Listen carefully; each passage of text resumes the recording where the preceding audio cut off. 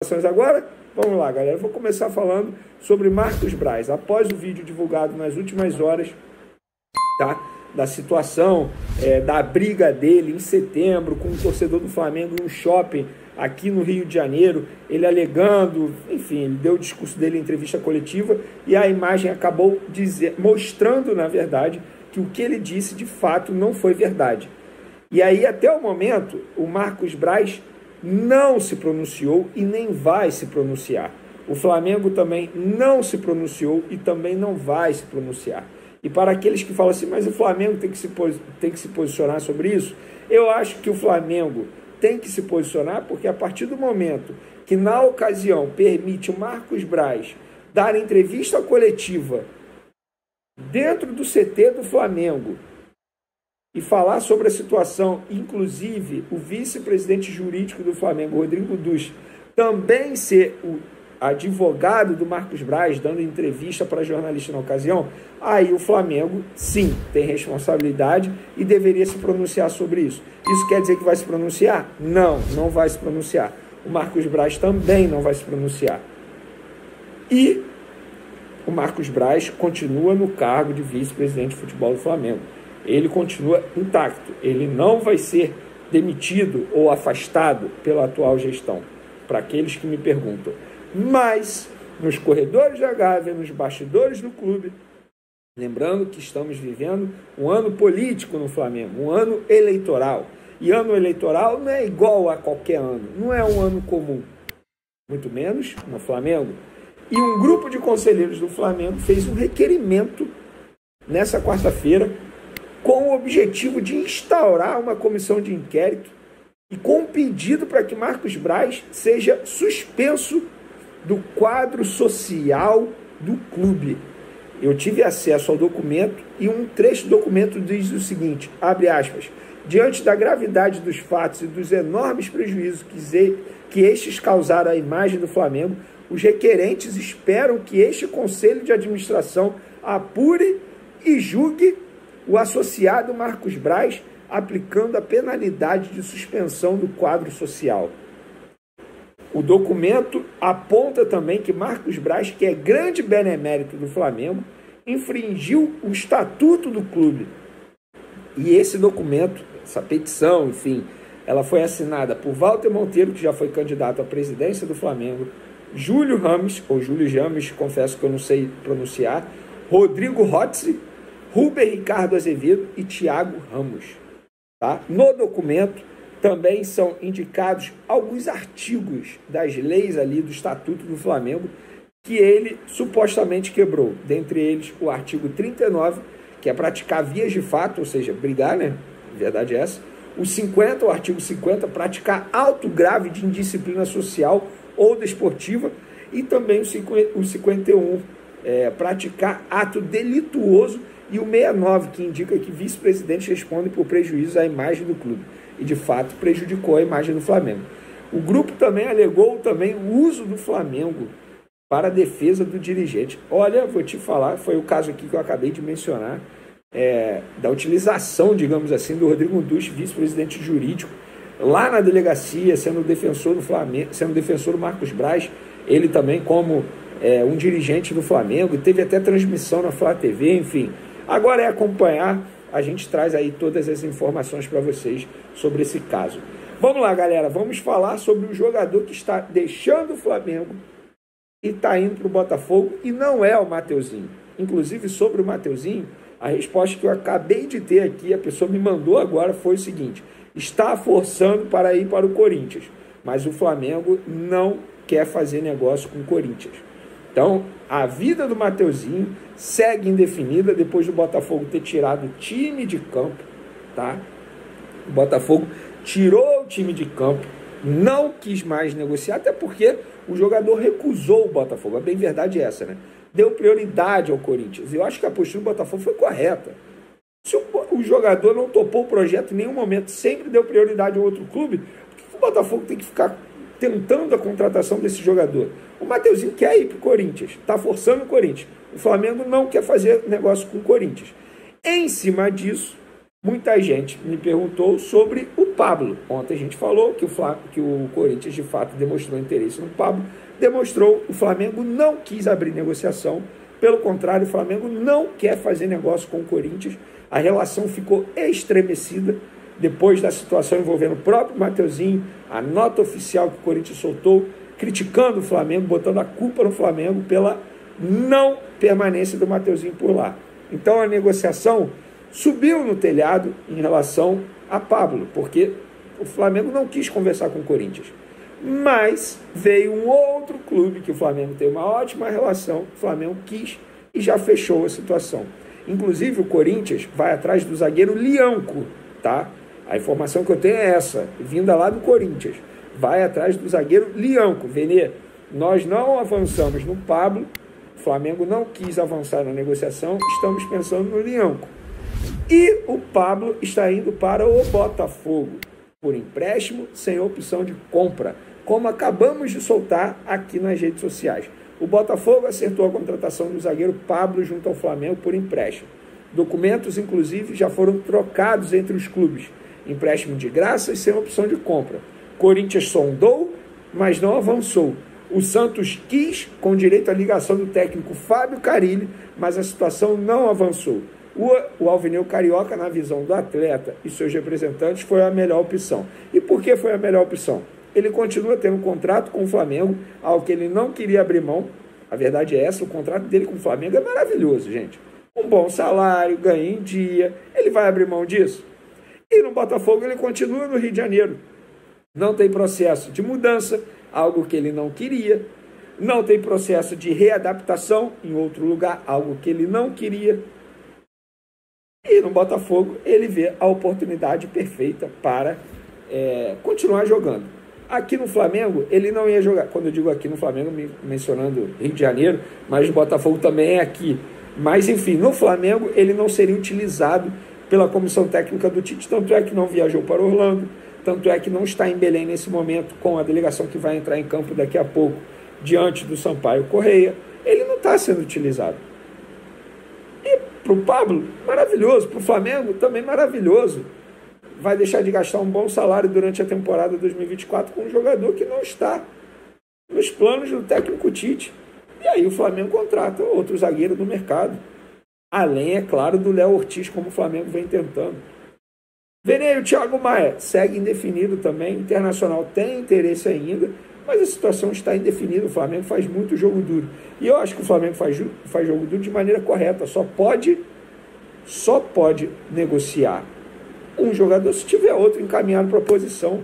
Estamos falando de um ano que tem Copa América. O Flamengo vai ficar 9 rodadas, pelo menos no Campeonato Brasileiro, sem vários jogadores que serão convocados para as suas respectivas seleções. Certo, o Flamengo. Tá bom, galera? É isso. Pela questão física e tal, é normal que os jogadores do Flamengo, com o time que tem, com o tamanho que tem, com todo respeito ao Sampaio Corrêa, tratem essa partida como um treino. Agora, legal, e para elogiar, se tem algo que a gente pode elogiar, é o público. Muito legal. Mais de 50 mil pessoas presentes para assistir essa partida. Então, por mais que muita gente possa até discutir, criticar o fato dos jogos do Campeonato Carioca não acontecerem no Rio de Janeiro, eu acho que você consegue algo positivo com esse tipo de atitude, porque você leva o Flamengo para pessoas que não têm a possibilidade de ver o seu time e que tem todo o interesse do mundo em ver um jogo como esse. Porque eu te garanto que se esse jogo fosse no Maracanã... E quem tá levando não é o Flamengo, é o adversário. Ok, quem tá levando o Flamengo para assistir é o adversário. Sim. Que leva o Flamengo, porque tem humano. Claro, para ganhar Mas dinheiro. Em algum momento o estadual do Rio vai desembarcar no Rio, fica tranquilo. Domingo, por exemplo.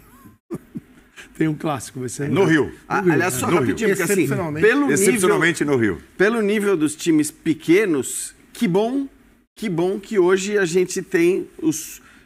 Claro que em níveis diferentes, em estágios diferentes, mas que bom que hoje a gente tem os 4 grandes mais fortes, né? Diferente do que era, sei lá, há 5, 6 anos. Quer dizer, hoje a gente tem 4 times fortes em níveis bem distantes, mas pelo menos você tem os clássicos até para fazer uma avaliação, porque esse tipo de jogo ele tem um valor quase nulo para avaliação. É por aí, Zupá. É isso, companheiros. Boa noite ao Fã de Esportes. Mas mesmo entendendo que para tirar conclusões, esses jogos, ou esse jogo especificamente do Flamengo, não serve, ainda assim tem elementos para se observar, para se analisar. Tem algumas dicas que o Tite dá no caminho. Por exemplo, ele mexeu na defesa, ele mexeu no ataque. Ele não mexeu no meio-campo, na escalação principal, titular. E isso mostra como ele encara cada setor. Então, ele está dando oportunidades na defesa, ele deu para o Wesley e para o Davi Luiz. Ele está dando oportunidades no ataque para o Gabi e para o Bruno Henrique. No meio-campo, como a chegada do De La Cruz muda não só a questão de qualidade técnica, mas de maneira de jogar, porque o De La Cruz é diferente do Everton Ribeiro, é diferente do Luiz Araújo, é diferente de qualquer outro jogador que ocupava aquele espaço, ao invés de dar oportunidade, ele repete para engrenar. E os movimentos do meio-campo do Flamengo foram muito bons. Eu gostei bastante do jogo do De La Cruz. Tenho a impressão, a amostragem ainda é muito pequena, mas que a adaptação dele vai ser mais rápida do que se imaginava. A impressão que dá é que aquela sensação de que, puxa, esse cara joga aqui faz tempo, ela vai vir antes do previsto, porque o encaixe dele com o Arrascaeta é muito bom, o encaixe dele com o Gerson também é interessante, são dois jogadores muito inteligentes. Então, e o Tite pôde, ao longo do jogo, também testar variações táticas. E eu acho que para isso que esses jogos servem, para ele ir testando e trabalhando o que ele vai querer colocar em jogo, na verdade, nas partidas mais importantes. Então, por exemplo, no primeiro tempo, ele tinha o Ayrton Lucas como lateral esquerdo, geralmente fechando por dentro, para o Bruno Henrique ocupar o espaço da ponta. Quando o Ayrton Lucas fazia o corredor, o Bruno Henrique fechava como um atacante junto com o Gabriel. No segundo tempo, ele colocou o Luiz Araújo, tirou o Gerson. E aí era o Luiz Araújo aberto na ponta com o Wesley por dentro. No primeiro tempo, não. Era o Wesley no corredor com o De La Cruz por dentro. Então, ele vai testando repertório, testando movimentos táticos do time do Flamengo em jogos que competitivamente vão acrescentar muito pouco, mas que servem como grandes treinos, treinos valendo, treinos com público, treino que estimula o lado mais competitivo do jogador, embora tecnicamente não seja, para os momentos mais importantes da temporada. Então, acho que para isso o jogo de hoje valeu. E ressaltando que eu achei o De La Cruz muito bem, enquanto ele esteve em campo até os 25 minutos do segundo tempo.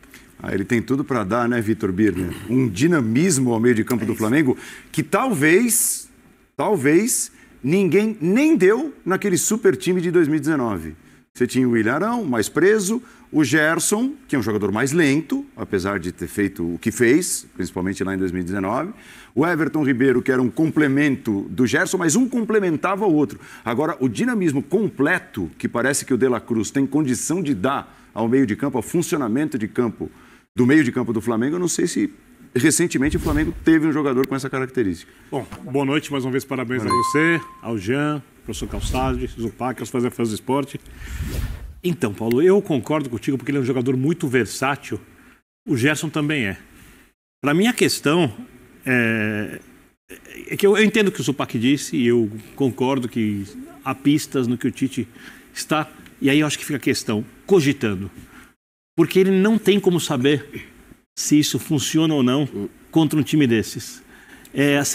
Não há um teste de fato. Se ele pudesse treinar a equipe hoje, no CT, fechado, ele pararia o jogo, ajeitaria posicionamento, daria instruções, coisas que ele não pode fazer num jogo desses. Eu acho que esse jogo vale pelo que o Jean disse. Eu sou radicalmente contra você tirar jogos da praça em que o time tem a sede para jogar em outro lugar por questões financeiras.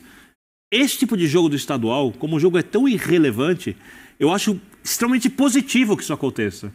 Porque você cria um evento de algo que não era um evento. Você leva o Flamengo para um público que não pode ver o Flamengo, tira o time do Rio de Janeiro, o Flamengo é um time nacional, para que o seu torcedor possa ter um pouco de contato com a sua paixão, com o seu clube que ama, com a camisa de perto. Então você cria uma festa, de arquibancada, que o jogo, obviamente, não pode proporcionar, mas que dá algum valor.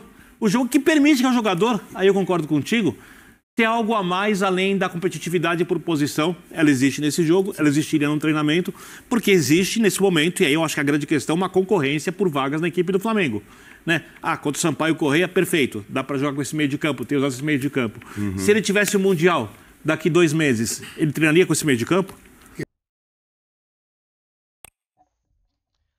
Saudações rubro-negras, sejam todos muito bem-vindos ao nosso canal Mengão News Oficial. E a informação, rapaziada, é o seguinte: novo prazo para a definição do futuro do Léo Ortiz é definido. É isso mesmo, a novela pela contratação do zagueiro Léo Ortiz com o Flamengo, que já se arrasta por semanas, pode ter um desfecho em breve. O Flamengo e Bragantino ainda tentam entrar em acordo sobre valores que envolvem a transferência do zagueiro capitão do Bragantino, né? O Flamengo topou aumentar sua oferta e chegar próximo à quantia pedida pelo clube paulista, incluindo metas e bonificações. De acordo com o repórter Bruno Lemos, a expectativa é de que uma decisão seja tomada ainda nesta semana. Por hora, Léo Ortiz treina normalmente no Bragantino. O zagueiro, inclusive, foi relacionado pelo Massa Bruta para jogar contra o Palmeiras, jogo que aconteceu, né, na quarta-feira, dia 31. Né? Então, já vamos ter aí um desfecho, né, nos próximos dias, uma definição do futuro do Léo Ortiz. Né? Que novela, cara, que novela que não acaba mais, né? Léo Ortiz vem, Léo Ortiz não vem, Léo Ortiz abaixa preço, aumenta preço, e o Flamengo não consegue oficializar essa contratação, né? Comente aqui, pessoal, a sua opinião, o que a diretoria do Flamengo tem que fazer, né? Tem que pagar o valor pedido pelo Bragantino, tem que realmente fazer também esse jogo duro, esse jogo de paciência. Lembrando que a transferência fecha agora dia 7. Comente aí a sua opinião, o que você acha a respeito disso. Beleza, rapaziada?